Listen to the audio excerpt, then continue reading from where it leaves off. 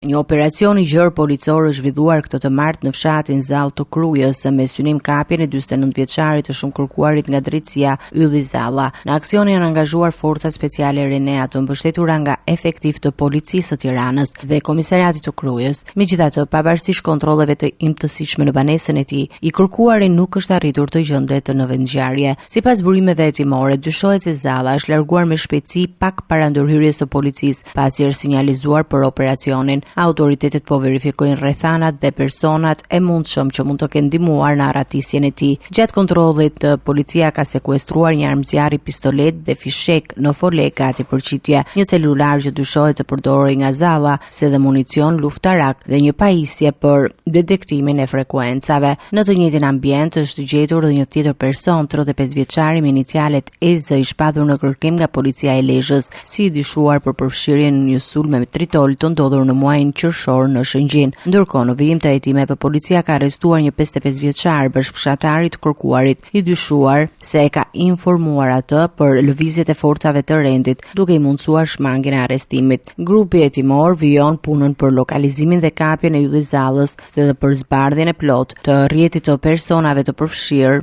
në ndihmë ndaj tij.